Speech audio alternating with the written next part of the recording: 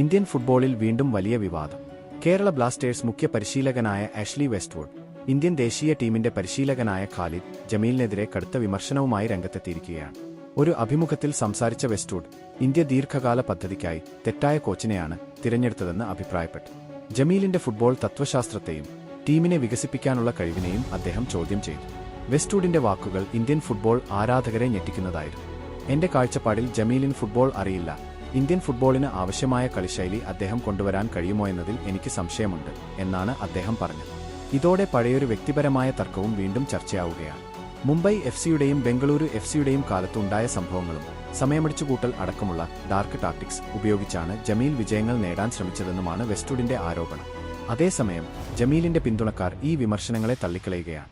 Indian ഫുട്ബോളിൽ വർഷങ്ങളായി പ്രവർത്തിച്ചിട്ടുള്ള Jamil All India Football Federation ദേശീയ ടീമിന്റെ ചുമതല ഏൽപ്പിച്ച ആദ്യ ഇന്ത്യൻ പരിശീലകരിൽ ഒരാളാണ്. എന്നാൽ അടുത്തിടെയുള്ള ഫലങ്ങൾ അദ്ദേഹത്തിന് മേൽ സമ്മർദ്ദം കൂട്ടിയിട്ടുണ്ട്.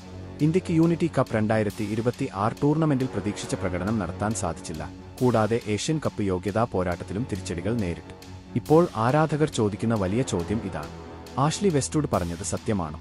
അതോ ഖാലിദ് ജമീലിന് കൂടുതൽ സമയം നൽകണം? നിങ്ങളുടെ അഭിപ്രായം കമന്റിൽ അറിയിക്കൂ.